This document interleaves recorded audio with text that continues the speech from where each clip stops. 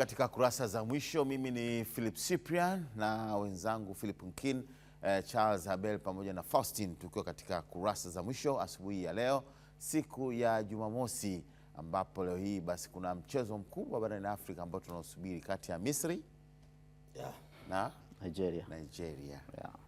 Mshindi wa tatu. Wote ukiangalia wana uwezo wa kucheza finali, ila katika mshindi wa tatu, na kesho ni finali. Morocco anacheza na Senegal, na hapa basi tutasema ni nani bingwa katika mashindano haya, likiwa ni swali la kwanza kabisa. Katika gazeti la Mwananchi, Ahoua nje Toure ndani. Tunaweza kupata taarifa hizi katika kipindi hiki. Wawili wapishana na Ahoua katika gazeti la Mwana Sports, na pia tutaangalia na mengineo. Kesho finali. Kwanza tuanze leo mshindi wa tatu pale amna pale fau chap tulikuwa tuna meza mate amna pale na hapa Nigeria. Abel na hapa Egypt Misri au Misri. Nkin na hapa Nigeria. Na mimi nakusubiri au tuende finali. Wewe kwanza mshindi wa tatu. Mimi nitataja kwa pamoja. Haya, finali Morocco na haribu taratibu. Maliza kwanza hili la mshindi wa tatu. Mshindi wa tatu pale Misri. Kura 2-2. Kura 2-2. 2-2. Nani mwingine anasema Misri? Mimi hapa. Wewe. Mshindi wa tatu ni Misri, bingwa pale ni Senegal. Shajitoa mapema kabisa. Kwa nifuate mimi. Mimi naenda na Morocco, nilianza nao na maliza nao. Naenda na Morocco, nilianza nao siku ya kwanza na maliza nao. Morocco, wazee wa kusulumu. Najua Faustin uko na mimi. Naipenda sana Senegal, lakini nitaenda na Morocco. Hapana, mimi Senegal. Niko pale Senegal dakika 90. Dakika 90. Tufike 120. Wapi? Mapema. Haya jamani, tupo katika kurasa za mwisho, na hiyo ni kifungua kinywa cha michuano ya AFCON ambayo kesho inafika tamati. Leo milango ya saa 9, rais wa shirikisho la soka barani Afrika CAF Motsepe atazungumza. Kuna kuaga na majumuisho ya mashindano kwa ujumla. Majumuisho ya mashindano kwamba yalikwendaje, ni utaratibu ambao upo. Kwa hiyo atazungumza kuweza kuhitimisha finali hizi za mwaka 2000. Leo ndo anazungumzia pia finali za 2027. Na finali za 2027 ni Januari Februari. Watu wajue kabisa. Taratibu mpya. Abel, upo juu. Kwa hiyo maana yake hapo juu sisi tunatumbakiza mwaka tu sasa. Mwezi 10. Miezi 10. Yaani Abel mwashika tama. Unajua kuna wakati na peruzi mitandaoni kuna shabiki mmoja wa Morocco katoa kauli moja ngumu sana ambayo binafsi niliumia, lakini ana logic wakati mwingine. Anasema kwamba hizi timu zinazo, yani hawa watu wanaolalamikia hizi finali kufanyika, yani Morocco, haya malalamiko mnayotoa kuhusu Morocco, finali zijazo zinafanyika Afrika Mashariki, mtakuja kujuta na mtakumbuka, mtaona bora finali zingechezwa kwetu. Yani tungebakia nazo hata hizo za 2027. Haya, mimi nitajitolea. Fanyaje? Sijajua date, tarehe kabisa, lakini nitajitolea kuwa nakumbusha kwamba leo ni siku ya ngapi, bado mwezi zimebaki siku ngapi, bado hivyo. Tutakumbusha wapi? Hapa kokote pale nitakapokuwa natembea. Sawa. Si jambo jema. Ingawa tunahitaji yani pamoja na yote Morocco ametupa mtihani. Morocco ametupa mtihani mkubwa sana kwa mashindano haya, na kusema kweli huu ni utani. Wakati drone zile kamera za juu zile zikiwa zinapiga juu, nilipo najiuliza, umeona Morocco inavyoonekana? Inaonekana yani wale CAF hawalalamiki viwanja, hawalalamiki pitch, kama ambavyo walivyolalamika katika CHAN. Pitch hii isichezwe. Pitch ngoja kwanza isimame miezi miwili isichezwe. Tunakubali kwamba wameendelea wenzetu Morocco, na tumejifunza, na kuna watu wamepelekwa kujifunza. Mimi nilibahatika kwenda finali zile za Ivory Coast. Tulikutana na watu wa Tanzania ambao wanaendelea kujifunza baada ya kufahamika kwamba tutakuja kuandaa 2027 tutaandaa sisi. Kwao wamekwenda mwaka ule. Mwaka huu wameenda tena. Kwao tunaamini kwamba kuna walichojifunza ili kuweza kuna nini. Kikubwa ni kujua tu kwamba muda mbaki mchache. Muda mbaki mchache na miezi 10. Yes, na kingine cha kuongezea hapo, natamani kuona zile amsha za maandalizi zianze mapema, ili tuanze kuzishuhudia, kwa sababu kwa sasa hivi kama kuna maandalizi basi yatakuwa ya ndani zaidi.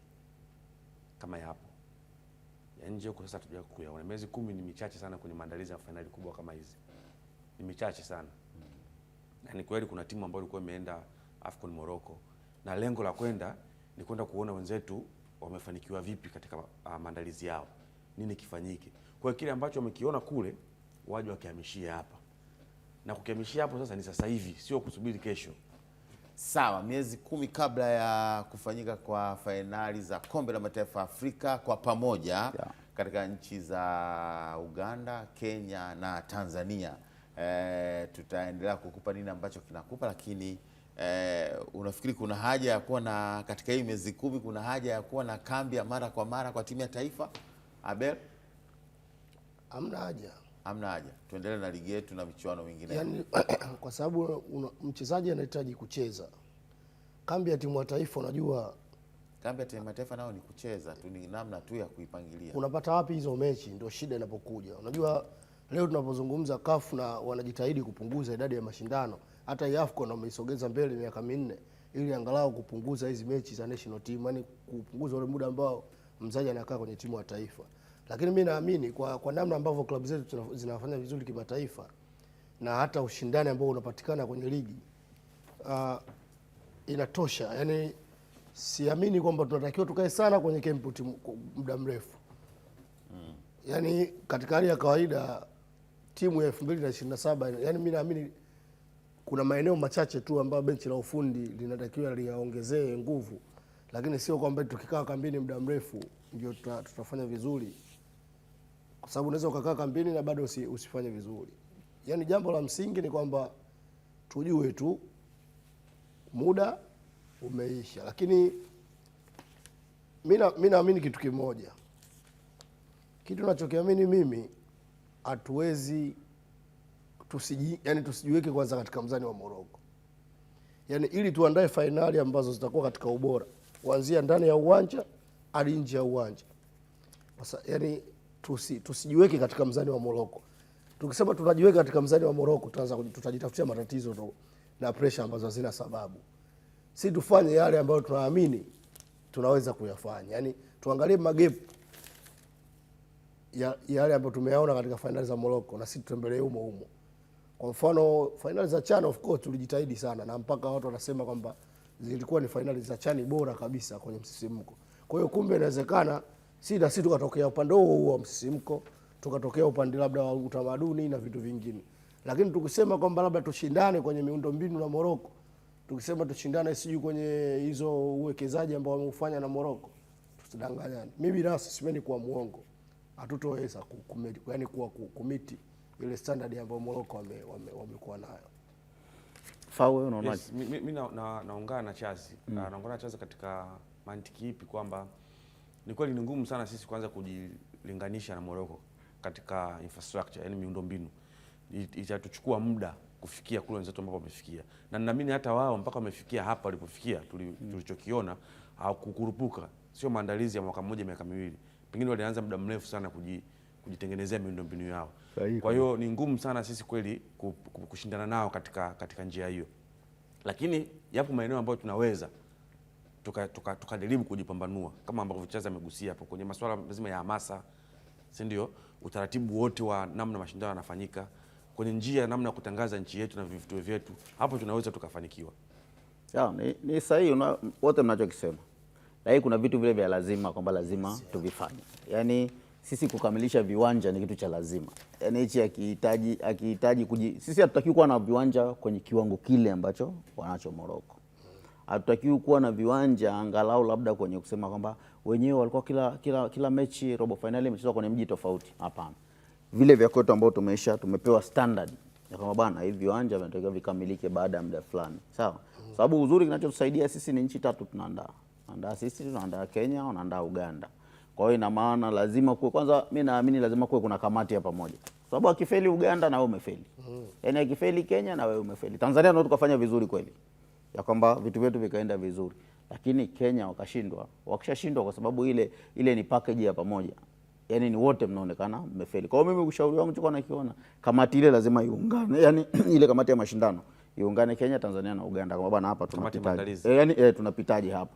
Sababu kama Tanzania tulienda kujifunza Morocco, ina maana Kenya nao watu wao wameenda kujifunza, Uganda nao watu wao wameenda kujifunza. Wakisharudi wamekuja na nini? Hivyo mnavyovisemea ni sahihi kabisa. Sisi hata kuwafikia Morocco nusu hatuwezi. Sababu siku moja na upepo tulikuwa tunazungumza hapa tukasema Morocco hawajajenga viwanja vipya vingi. Morocco viwanja vingi wamevirekebisha. Ni vile ambao ukisikia Simba ameenda kucheza sijui na timu gani kule, ndio viwanja ule, lakini walichokifanya ni kufanyia maboresho. Na maboresho waliyofanya wenyewe yakaenda kwenye ile standard ambayo inatakiwa. Ambao na sisi kwetu tuna uwezo, kwa sababu hata sisi bado utaangalia pamoja na kwamba Benjamin Mkapa upo pale tunauona, lakini bado unahitaji maboresho pia. Kwa hiyo ni vizuri yakafanyika kwa ule wakati ambao unatakiwa. Yaani tukishafika sisi kwamba bwana tuliambiwa deadline labda ni mwezi wa 7. Sawa? Sisi tu tumeshakamilisha deadline. Waje tu watuambia kuna hichi hapa, wana hichi kitu kidogo kidogo. Yaani vile vitu vidogo vidogo ambavyo havituzuii sisi au havizuii mashindano kuambiwa kwamba yasogezwe mbele. Lakini kwenye hicho nilichosemea kwamba sio masuala yetu ya utamaduni. Fao umezungumzia kuhusiana na kujitangaza. Ukiuliza watu wa Morocco, wengi wanakuambia miezi 3 kabla ulikuwa ukikutana na driver tax ashakuonesha kwamba AFCON inafanyika hapa. Yaani driver tax tu ana uniform tax zile, kuna jinsi wamezichora, wameandika kwenye ubavuni, kuna bendera za yale mataifa ambayo yanashiriki. Kitu ambacho mimi nafikiri hata kwenye chani bado watu kufanya vizuri sana. Kwa hiyo pamoja na kwamba tulisifiwa kwa tulifanya vizuri, lakini sasa hivi tuweke kwenye standard. Yaani mtu akitoka pale airport anakuja Tanzania ajue hawa bwana wanaandaa AFCON 2027. Hawa mashindano ya AFCON yanakuja hapa na mimi nitakuja tena hapa. Na hicho ni kitu kizuri zaidi tukiachana na yule ushindani kwa bwana viwanja vyao vikali sio na nini. Haya, hiyo ilikuwa ni kesho tunamalizia AFCON ya Morocco 2025 na tutapewa kuna kitu kinachoitwa kama makabidhio ya bendera fulani hivi kwamba tunawakabidhi kwa ajili ya kwenda kwenye finali za kwa pamoja katika sherehe zitakazofanyika kesho katika mchezo ule wa finali. Tupoze kidogo hapo katika AFCON, lakini tuangalie ratiba. Ligi kuu soka Tanzania bara inarejea tena leo ambapo Azam atacheza na Coastal Union, na pia kesho tarehe 18 Simba itacheza na Mtibwa Sugar. Hali kadhalika Yanga yenyewe itacheza kesho kutwa na Mashujaa katika michezo muhimu mitatu kabla ya timu hizi kuondoka siku ya tarehe 21 kwa ajili ya kujiandaa na michezo ya CAF, ambapo Azam anakwenda Nairobi kucheza na Nairobi United FC, wakati Yanga anakwenda Alexandria Misri kucheza na Al Ahly. Ile timu imetoka na wachezaji wengi wa Al Ahly Misri, yes. Hawajatoka, wanacheza leo tena. Wanacheza leo. Leo tarehe 17. Tunawapigia mahesabu. Kama watakuwa wamechoka au na wamelalamika kwamba yani utaratibu ambao umewekwa na CAF safari hii. Unajua zamani ilikuwa AFCON, yani mechi ya mshindi wa 3, wale mshindi wa 3 anapewa medali hapo hapo. Lakini sasa hivi utaratibu walioweka, mshindi wa 5 anapewa medali siku ya mchezo wa finali. Kwa hiyo wana siku nzima, yani kama Misri kesho leo anapata ushindi, analazimika kusubiri mpaka kesho mechi ya finali imalizike ndio wavalishwe medali ya ushindi wa 3. Kiposho faida padiem. Padiem zipo sasa kwa unasema faida, yani unajua kuna negative. Mimi pia nakumbuka kuna taifa moja liliwahi kulalamika. Yaani hiyo medali ya kupewa siku ile mmemaliza nyie, wakaona kama vile nao wametengwa. bwana sikumbuki ni taifa gani, lakini nilishasomaga sehemu kuna taifa moja lililalamika kwamba sisi mbona mmetutenga siku ya fainali, yani tumeonekana kama vile mashabiki tu wa kawaida. Kwa hiyo yani hao Messi inawezekana hicho ambacho unakizungumzia kuhusiana na ratiba kuwabana, inawezekana ni sababu moja wapo yao malalamiko. Walitaka wamalize leo waondoke, lakini pia zile nchi zote zinajiona kwamba zilikuwa zinastahili kuwa mabingwa, yani sisi tulikuwa tunatakiwa kwenda kwenye finali tuchukue ubingwa. Sasa tunda pale kupanga foleni yani. Sasa hivi kuanzia kesho mara nyingi kuanzia tarehe 10 next flight zinazofuata kuanzia mara baada ya finali zote zimejaa. Maana yake hapo flight ambayo tutaweza kuipata tarehe 18 ndio mashindano yanamalizika kesho. 19 maliza, 20 maliza.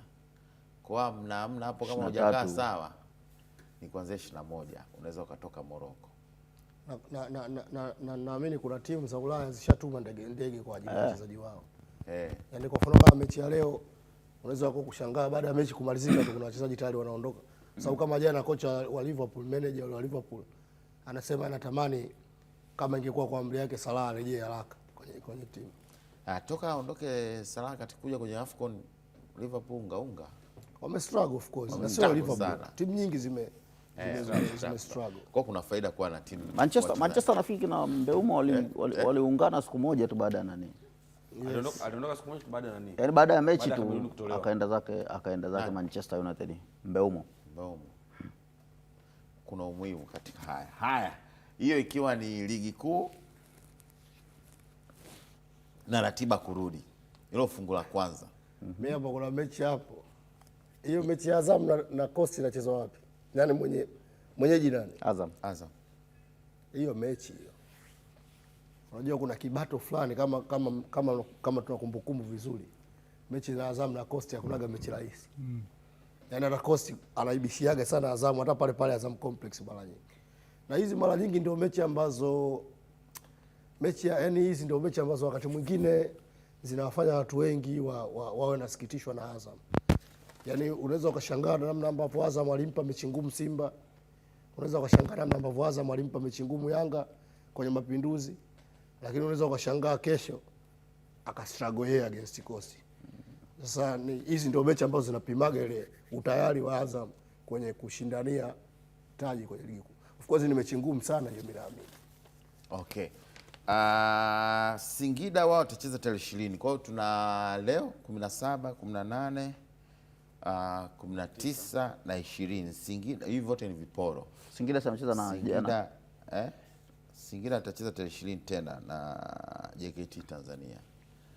Kwa Singida kaamua kucheza mechi zake vipole vyake kuvimaliza. Haya, tuje hilo fungu la pili, fungu la tatu. Leo na mafungu. Leo na mafungu. Fungu la tatu ni tunakumbushana msimamo wa CAF Inter Club. Kwa pamoja. Twende tukumbushe. Kundi B. Maana tumekaa muda mrefu, si ndio? Tumekaa muda mrefu hapa bila. Lazima Hilo fungu la ngapi?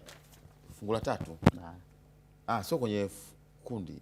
Mafungu yako, tunasema mafungu yako. Mafungu yangu yale ya nani yale ya mechi ngumu ama ratiba ngumu. Haya.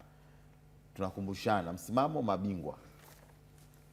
Al Ahly kundi B, Yanga kundi B, FAR Rabat kundi B, Kabylie kundi B. Wa kwanza hapo ana pointi 4, wa pili 4, ambaye wa kwanza ni Al Ahly ana pointi 4, Yanga ana pointi 4, Rabat ana pointi 1, Kabylie ana pointi 1. Kundi D, Petro Luanda ana pointi 4, Malien Stade ana pointi 4, Esperance ana pointi 2, Simba hana pointi. Ana pointi 0. Ana pointi 0. Mechi ngapi? Mbili. Kashacheza mechi 2. Shirikisho Wydad ana pointi 6 tayari. Maniema ana pointi 6. Azam FC hana pointi. Nairobi United hana pointi. Kundi C, Stellenbosch ana pointi 4, Oto pointi 4, Belouizdad 3, alafu Singida Big Stars ana pointi 1. Mrudi pale kwa Wydad. Wydad Ana pointi ngapi? Wydad ana pointi 6, Alafu anaifuata. Maniema pointi 6. Sasa hao wawili wanakutana wenyewe kwenye wana pointi 6 za kugombania. Wana pointi 6 za kumania. Kwa ina maana kama kila mtu atachukua kwake. Huyu akachukua 3, kama sare. Huyu kila ngoja kwanza. Huyu akachukua 3 na huyu akachukua 3, ina maana wote watagonga ngapi? 9. Hiyo ni sawa na kuna ambao kuna Al Ahly, Yanga pale si pale 6 ni ngapi kwa Yanga? Yanga ana pointi 4. Yanga na 4 ambao watakuja kuanguka kwenye 7. Wale bado unaweza kusema kwamba tuna uwezo wa kujifikiria mara mbili. Lakini hawa wakishafikisha 9, athari yao ni kwamba wana asilimia kubwa zaidi ya kufuzu kuliko hawa ambao watakuja kama unless aje Azam wachukue 3 pale Nairobi, alafu aje achukue tena 3 hapa pale Zanzibar. Atakuwa anafikisha 6, alafu ataenda kupambana na mmoja huko akimbizane naye aone anakufa na huyo nani ambakiza mechi na Manyema, si ndio? Aje akamalizana na Manyema, ajiwekee kwenye mazingira mazuri ya kufuzu. Lakini hao wakigawana 3-3, ina maana wameshaliweka kundi kwenye sehemu ambayo ni hatari zaidi kwa hizo timu zingine ambazo zimebaki. Esperance ana pointi 2. Esperance de Tunis, ndio? Ana pointi 2. Ambao anacheza na Simba. Yuko katika nafasi ya 3 na ya 4. Lakini anaongoza katika kundi ni Petro. Ana 4. Ana 4 na Stade Malien ana 4. Hilo kundi bado liko wazi. Hili bado liko wazi. Liko wazi kwa sababu kama mfano ikitokea liko Simba wazi katika hiyo mechi moja. Maana hizi mechi ni unakwenda unapinduka, yani hizi ndio tuseme mitego ndio iko hapa. Hapa ndo kwenye mitego sasa. Kwa sababu hapa mfano Simba anacheza na Esperance de Tunis. Hana point. Yule Esperance de Tunis anajua kabisa nikidondosha zote kwa Simba nimepotea. Sababu Simba akidondosha zote ina maana Simba anakuwa na 6. Yeye atakuwa amebaki na ngapi? 2. Si ndio za kwake? 2 anakuja kugombania pointi 6 kwenye hao wengine ambazo zitakuja kumfanya aishie kwenye 8. Simba hawezi kuwa amebaki pale, yule anayeongoza kwenye msimamo hawezi kuwa amebaki pale. Kwa hiyo kama tunavyosema ni wakati wakati tunazungumza kipindi cha fulani cha mechi kabla hazijaanza tukasema mzunguko ule Abeli alisema nyumba kwenda hizi kwenda na kurudi ndio mechi ambazo zimeshikilia maamuzi. Sasa tupo katika eneo la maamuzi. Abeli, tufafanulie kwamba raundi ya kwanza na raundi ya pili, mechi ya nyumbani na mechi ya ugenini. Hapo kwa mfano mtu akapoteza ugenini akaja akashinda nyumbani, au akashinda ugenini akapoteza nyumbani, au akashinda ugenini akashinda na nyumbani. Kwanza kwa namna yoyote utakiwi kupoteza pointi 6 hapa katika ile eneo, na sio tu pointi 6, yani utakiwi kupoteza pointi 5. Una maana kwamba utakiwi sare, yani hapa kwanza utakiwi sare wala kupoteza pointi zote 6. Kwa sababu kwa mfano unaona kama mechi ya kundi la Simba, ni wazi kwamba Simba anahitajika angalau yani katika 6 angalau apate 3 kwa necha ya kundi lake, kwa sababu anaongoza na pointi 4. Si ndio? Bado inakupa ile matumaini. Lakini ukipoteza 6, yani automatically wewe shughuli yako ndio imeishia hapo. Kwa sababu kivyo vyote ukija kushinda unaweza kuja kujikuta unaangukia kulingana, yani pointi sawa na huyu ambaye unacheza naye sasa hivi. Na mkishakuwa pointi sawa, maana yake head to head anakuondoa. Bora. Kwa mfano ukija kundi kama la Singida Black Star. Singida ana pointi 1, si ndio? Anacheza na nani? Na Oto nadhani, si ndio? Maana yake kama Singida anachukua 6 anakuwa na 7. Kwa hiyo wale hata kigawana wenyewe kwa wenyewe, Singida anakuwa bado yuko nyuma yao kwa 2. Lakini Singida kwa mfano akipoteza, shughuli yake nayo inakuwa imeishia hapo. Kwa hiyo ndo yako very tricky. Ndio maana naona mtu ambaye pengine anaenda katika hizo mechi akiwa na advantage kubwa ni Wydad.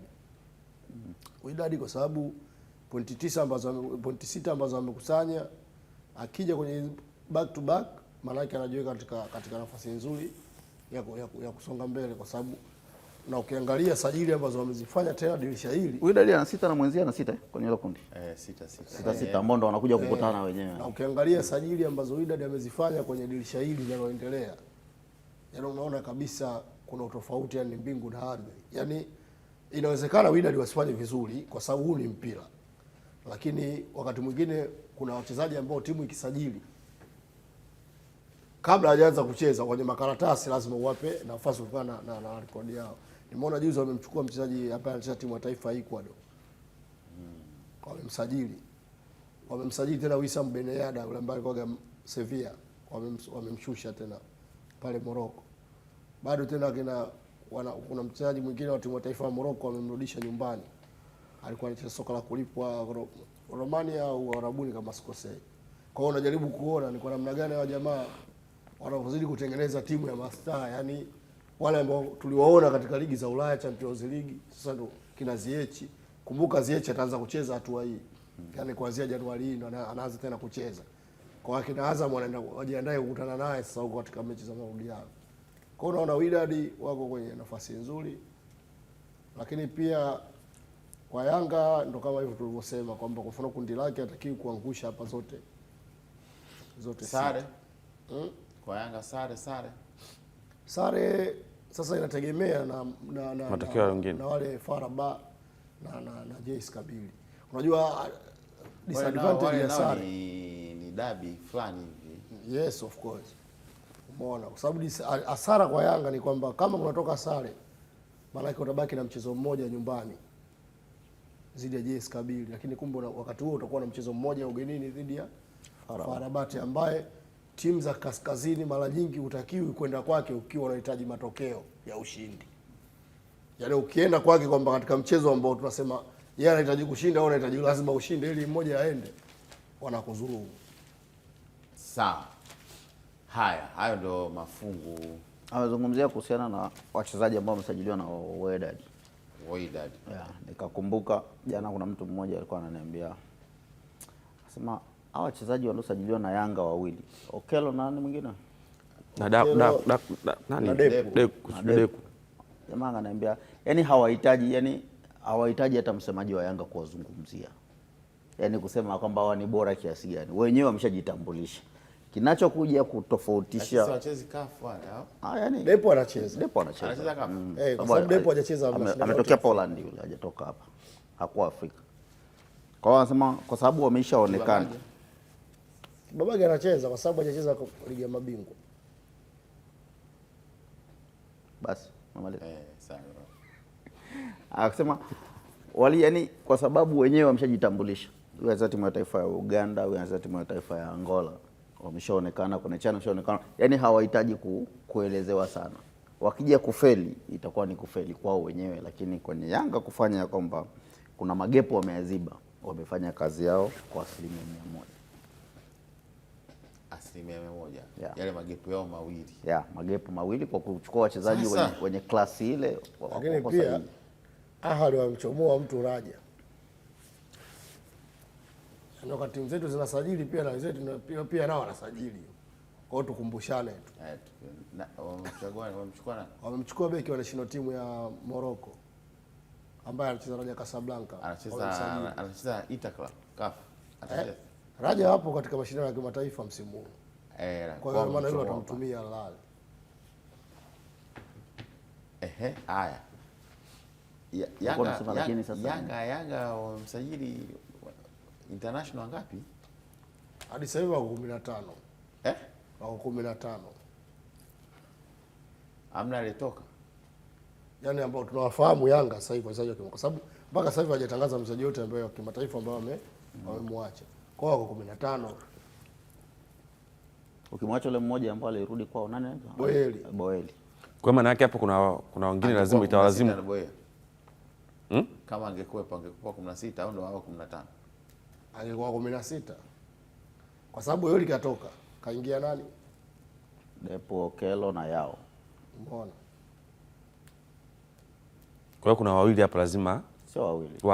wako 15, wako 14. Wako 14. Kwa hiyo kuna wawili inabidi Kuna wawili lazima Damaro mzao. Tanzania. Damaro mzao. Damaro na nani? Damaro kwa tumehesabu. Yaani walioingia ni Okello, huyo Depu na Yao. Yao fanya hesabu ya Boel. Sawa, tunamtoa basi Yao kwa Boeli. Kwa hiyo wanabaki wawili lazima waondoke. Toa mwingine. Toa mwingine. Nimeshawaona kutoka pale. Ungekuwa wewe unamtoa. Au kwa nafasi gani? Sema tu nafasi. Sema nafasi gani? Mshambuliaji. Mshambuliaji pale. Na mwingine unatoa? Mshambuliaji pale. Au unatoa wote ushambuliaji? Kwa sababu tunataka ushambuliaji kuboresha zaidi kwa sababu nafikiri ndio Depo kwa sababu Mzize kaumia kwa anakuja taratibu. Kwa hiyo pale lazima au una maana international. Sasa mtu international. Unataka kumtoa loko wakati tunaomba international. Mzize hausiki. Kupunguzia kimataifa. Lazimishia kupunguzia Mzize. Mzize wala haizi kutoka. Babu kavurugwa. Nafasi ya striking pale. Ndio unatoa wote wawili. Mmoja unamtoa wapi? Tulia kwanza. Usinidodose pale. Wewe tulia na hiyo striking pale ninavyoona mimi. Alafu na mastoka kwa ngapi pale? Nataka nijue tu. Usije hujamtaja umesema kuna nafasi hiyo ya washambuliaji. Ndio kuna mmoja. Sasa nataka niangalia washambuliaji wako wangapi nani na nani wa kimataifa ili nijibu kukisia. Mshambuliaji wa kimataifa alikopo pale si Dube tu peke yake sasa hivi. Kama unazungumzia mshambuliaji kweli yule Dube asili. Winga Dube. Ukichanganya viungo washambuliaji ndio unakuja kuwapata hao wengi ambao unataka kuwazungumzia wewe sasa. Viungo washambuliaji. Kwa pale kwenye viungo washambuliaji ndio wako wengi. Kumbe na nyinyi mnaona. Na unamtoa nani sasa? Sisi tunaona kwamba wako wengi. Kwa jina hatutaji tumekuja. Ile nafasi umesema mimi nikimsaidia huyu. Mimi namtolea wewe kwa mimi naweza kutaja. Wewe umesitaja nafasi. Wewe unajua kuotoa na mimi na hataja. Ambao unahisi wewe. Yaani kwa mtazamo wangu mimi, sababu si mtazamo wako binafsi. Wewe unaogopa kutaja majina. Mimi majina nitataja. Kwangu mimi. Na hayo ni mawazo yake binafsi. Mtazamo wake. Kipindi ni mawazo yangu. Wewe Boel yule ni mshambuliaji. Boel hayupo hapo tena sasa hivi. Anaondoka. Sawa, alikuwa kiungo mshambuliaji. Naye alijaa pale. Alikuwa anza nafasi ya ushambuliaji na kiungo mshambuliaji. Kiungo mshambuliaji tunaanzia kwa kina nani? Ngoja chaza mara. Kina Pacome nani na kuendelea. Nafasi zake hajamaliza. Ameshasema hata moja ya kutolewa. Wamekusanyika hapo hapo. Anakwambia kijiji kiko hapo. Mimi mchezaji wa kwanza namtoa Celestine Ekua. Kwa sababu sioni katika wale waliokuwa pale mbele Ekua anamweka nani nje. Yanga anacheza na viungo wawili wa kukaba. Ni si mchezaji wa timu ya taifa ya Chad. Ndio anampunguza huyo. Hata kama Yanga anacheza na viungo watatu pale. Nyuma ya mshambuliaji kuna viungo watatu.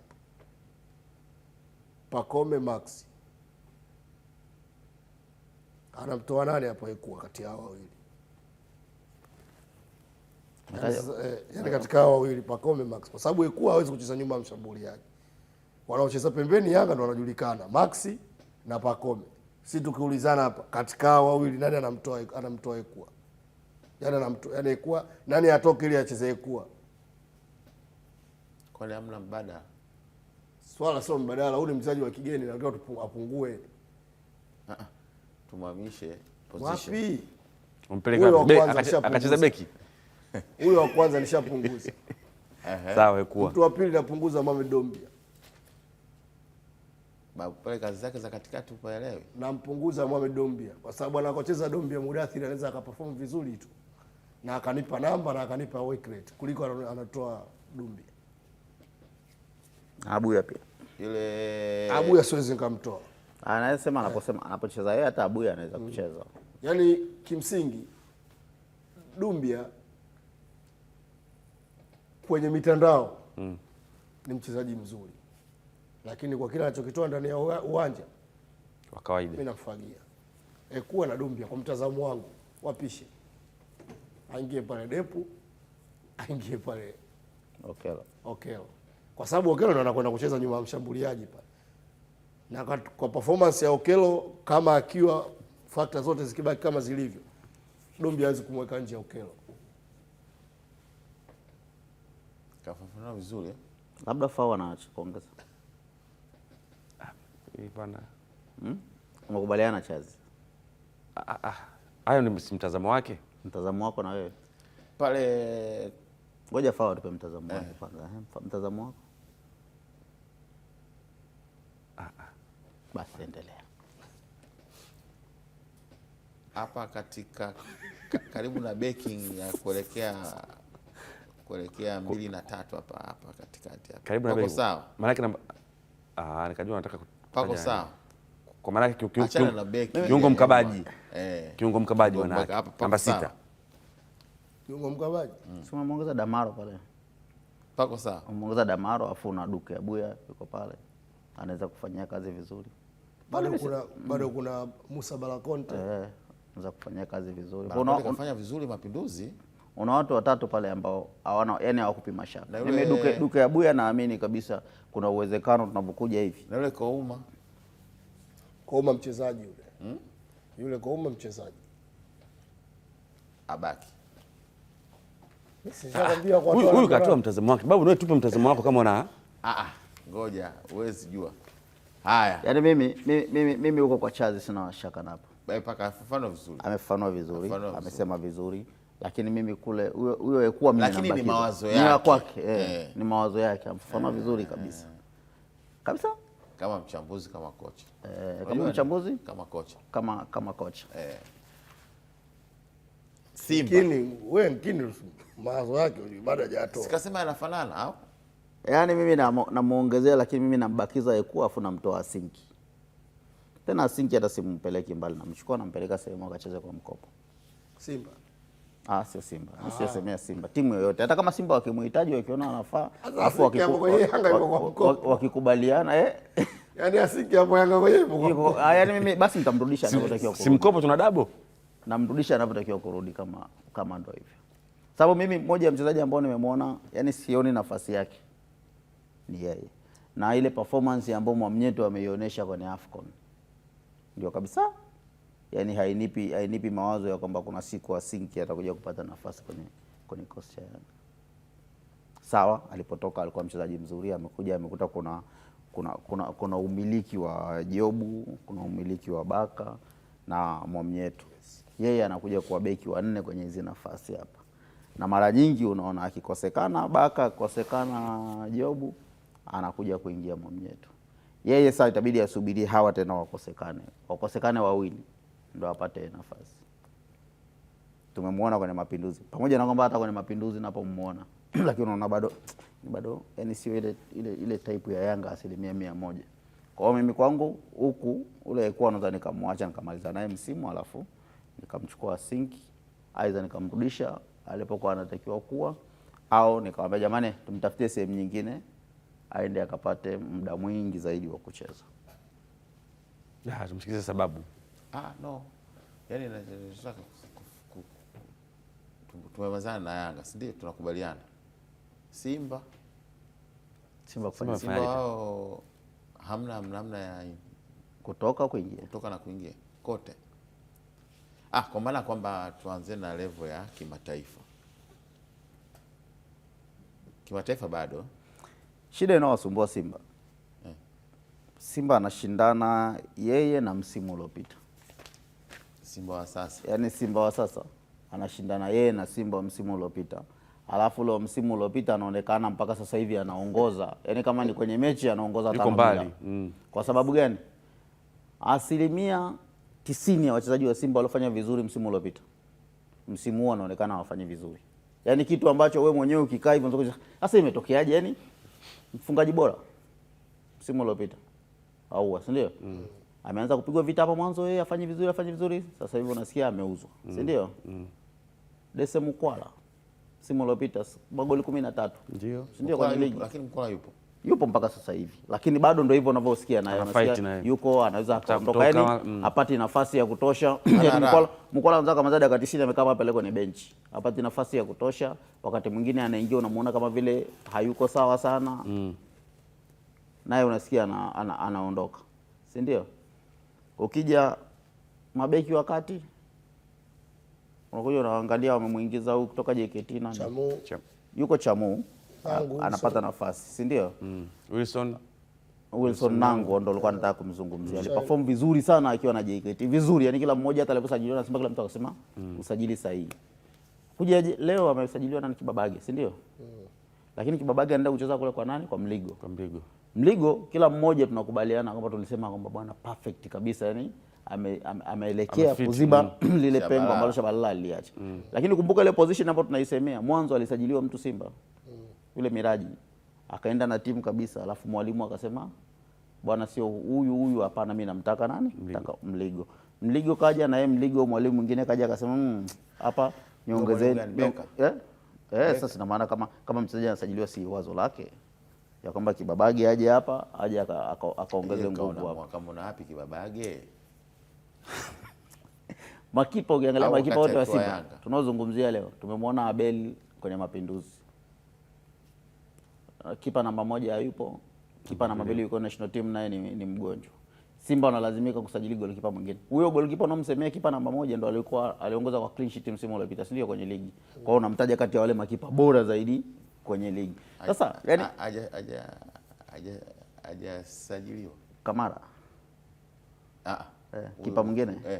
Nimesikia leo nimeona taarifa leo wanamtaka wale golikipa wa timu ya taifa ya Nigeria. Nani? Wale kwenye AFCON. Nwabali. Simba ndo wanamtaka na ndo kati ya magolikipa ambao yule Nigeria. Huyu aleko AFCON. Kwa hiyo sasa ukija ukiangalia Simba. Yule anachezea ligi timu ya nyumbani kwao. Hata Chipa. South Africa. Ukija ukiangalia Simba sasa. Wale wote walio perform msimu uliopita. Mimi nimekwamia hapo. Mbona kama uamini vile au kama utaki? Umekwama kwa nini sasa? Endelea. Wale wote walio perform msimu uliopita Simba. Msimu wao perform. Nipe uniambie huyu hapa msimu uliopita aliperform, leo ana perform vizuri.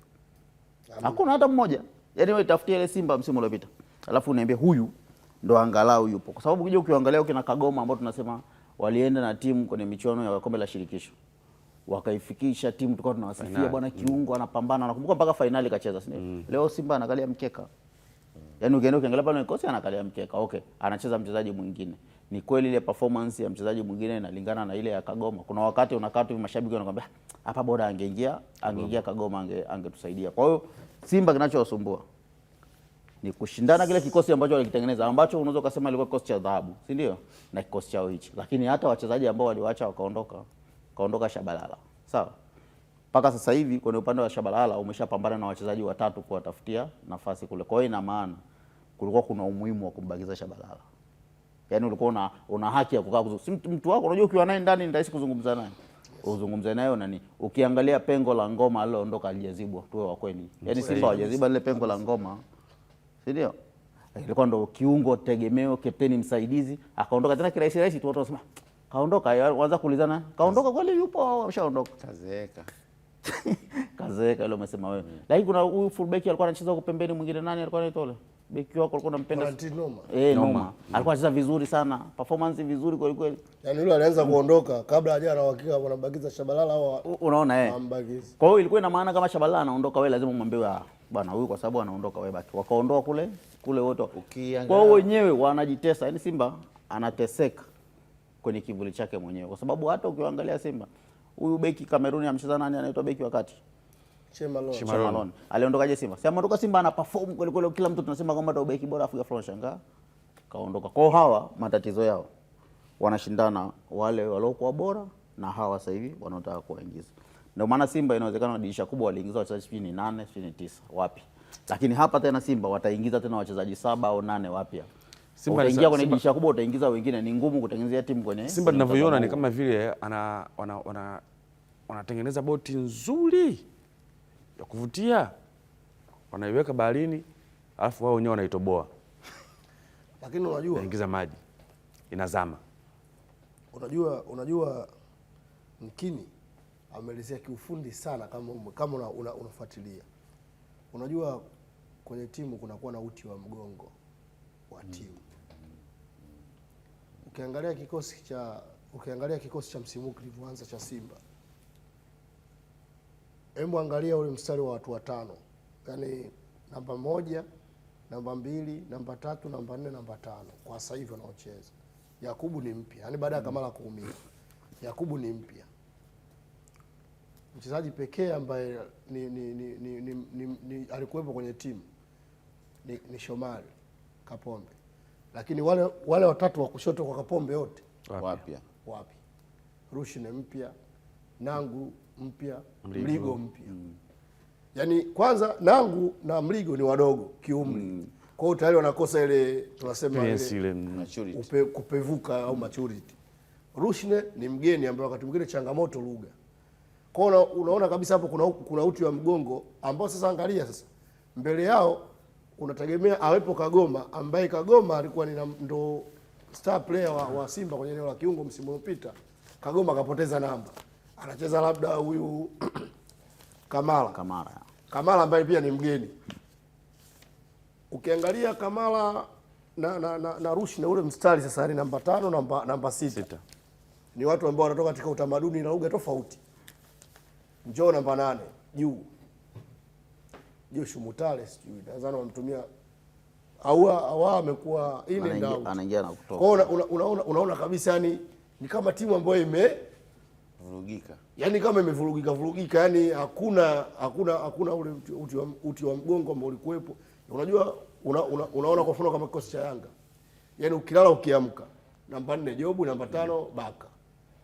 Namba 6 atacheza Duke, namba juu yuko. Yaani kuna watu ambao Yanga atabadilike vipi? Hao lazima wawepo. Yaani Yanga ili wanakusumbua hapa kwa Shabalala. Hilo mwalimu ataanza na nani? Anaanza na Shabalala au anaanza na nani yule? Na Boka. Na Boka. Yaani hapo ndo unapokusumbua. Yaani listi ikitoka kumbe kaanza Boka. Lakini sehemu zingine unaweza ukaipanga timu. Sasa huo upande sasa una ugeni ndio upande huo ambao Ibrahim Baka ana. Sio unaelewa. Kwa hiyo Yanga walikuwa na kisehemu kidogo ambacho kilikuwa kinahitaji kufanya nini? Kuzibwa. Simba walikuwa wamejitahidi kuziba maeneo mengi, wakayafumua tena, ni wameyafumua, wanaanza upya. Lakini mimi naamini Simba wanatakiwa wawe na utulivu sana. Kwa hiyo ukiangalia katika kikosi tunachokiita cha dhahabu cha Simba, mkongo aliyebaki pale ni nani? Kapombe. Shomari tu na wengine wapi? Nani Nesi ndo kaondoka juzi? Mzamiru tunasema mkongo ni Kapombe ambao ana deserve kuwa na ile beji anaovaa mkononi. Maana yake CAF ni kugumu. Samahani kuzungumza hivi. Hauko sahihi. CAF kugumu. Wewe unaomba samahani. Mimi hata samahani siombi. Mimi sio nafasi ya Simba kuingia robo finali. Na sitaki niwaaminishe Simba kwamba wanaweza wakaingia robo finali. Sababu kikosi kwa kiwango kikubwa kimebadilika katika muda mfupi. Kwa sababu yani mpaka tujiulize. Yaani mimi nataka nikwambie, ukichukua ile timu msimu uliopita finali kombe la shirikisho, sawa? Ukaichukua ukaileta Simba leo. Leo Simba angekuwa na pointi 6 kwenye ligi ya mabingwa. Simba alikuwa na pointi 6 bila shaka yoyote. Wala hata ulikuwa una haja ya kumuuliza mtu mwingine yote. Alikuwa ameshinda mechi zake zote, anakuja kumalizia mechi moja. Ana uhakika robo finali. Kwa bahati mbaya wamekijenga kikosi wakati mimi siamini kikosi cha Simba kimebadilika kwa kiwango kikubwa ndani ya mechi 5 za ligi. Simba wameshabadilisha tena wachezaji 8 ambao mimi sioni kwamba wamekijenga kikosi. Mimi naona msimu huu Simba wamebomoa kikosi. Sio kukijenga, kukibadilisha. Sio kukibadilisha, ni kukibomoa. Unajua kubadilisha maana yake? Yes, kubadilisha kama alivyosema Chazi. Chazi ametolea mfano hapo, Yanga walikuwa na sehemu kidogo tu ya kwenda kuziba tu pale. Sawa? Kwa hiyo akachukua mtu akaweka pale. Kama kulikuwa na mwingine wamemtoa, hapo wamebadilisha. Toka wewe ingia huyu, mambo yameenda sawa. Lakini kwa Simba sio kubadilisha kule. Simba ni kukibomoa. Yes. Kama anavyosema uti wa mgongo wa timu haupo. Walikuwepo wote ni wapya. na wapya wenyewe wametoka kwenye tamaduni tofauti tofauti. Sasa hapo umekirekebisha labda wewe unauliza swali kwa mfano kama Simba namba 9 gani kacheza mechi 3 mfululizo? Uti wa mgongo wako Abel ni wa nyuma ama wa katikati au yani uti wa mgongo kwenye timu au kuanzia nyuma katikati? Uti wa mgongo unavyochora ule uwanja ule mstatili ni katikati, yani yani ule uwanja kwenye duara unachora katikati kwenye duara kutoka goli hadi goli, goli hadi goli. Maana yake hapo unamzungumzia namba 5, unamzungumzia namba 6, unamzungumzia namba 8. Eneo la kwanza lazima una golikipa sawa, then namba 5 ambaye ndo anakuwa mbele ya golikipa, then namba 6 anakuwa mbele namba 5, namba 8, namba 10. Hapo nimekuelewa. Ulikuwa umeshaelewa uti wa mgongo. Simuelewa unapotaka hapa mgongoni unashuka hivi. Pia unahusisha, unajua kuna aina ya uti wa mgongo. Nikafikiri ni ile back. Wale mabeki wala maana yake ukianza hata kwa goalkeeper Simba wanayumba pale. Yaani ndio maana Chazi umeona alipokuanzia. Ameanzia kwa goalkeeper unamsemea kwamba kutokea hapo. Sababu ukiangalia kwa hivi unauona. Lakini pia huo ni uti wa mgongo wa hivi unauona. Lakini pia ukiangalia kwa hata ukiangalia pingili hizi kwa hizi kwa pingili hizi pingili nazo hazipo. Unaona, yani ukija ukitoka huku unapita hapa katikati hapa uje umkute namba 5 afu uje uhamie upande mwingine huko. Bado unapoona kuna shaka, ndio maana mwalimu anaweza akaja TV akakwambia niongezee mtu hapo. Sasa nyingine Simba unaweza ukawalaumu sana walimu. Yaani Simba jinsi wanavyoenda unaweza kumlaumu sana mwalimu. Anaweza akaja mwalimu akasema huyu mwalimu, lakini shida Simba inawezekana iko sehemu nyingine tofauti. Samani kwa kuuliza hili swali.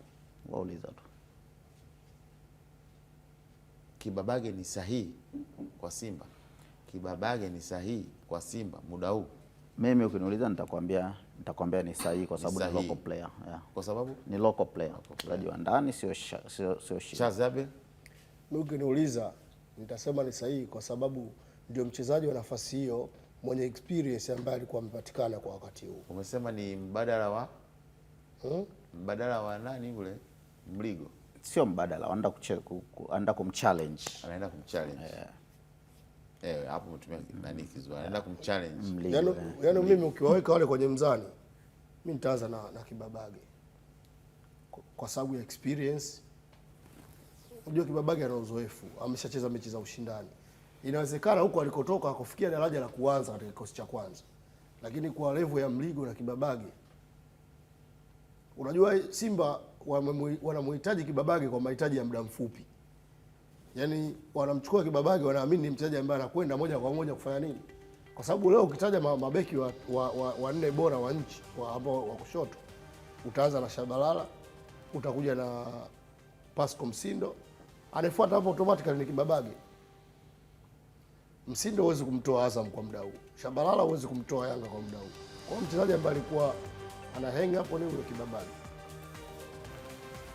Tutaendelea muda ujao. Naona kipindi kimeelekea tamati na mjadala umekuwa mzuri kidogo, hasa wa huu usajili. Usajili unakamilika tarehe 30 haya tutaendelea pia kufahamu mengi pia kina Ture kuingia tuweze kuthibitishiwa kabisa ameingia katika haya mambo mengine. Pamoja nami basi nikutakie utazamaji mzuri unaoendelea. Leo kuna pia ligi ya wanawake Yanga na JKT, mechi ambayo itachezwa na kadhalika ligi kuu bonge moja la mechi AFCON. Ipi wanawake? Yanga na JKT wanawake. Okay. Kwa basi usikose tu. Tofauti pointi moja tu hizo timu mbili. Pointi moja afu inacheza milango pale alafu mshindi wa 3 AFCON. Kwa sasa tuna mengi, tukutane wakati mwingine katika kurasa za mwisho.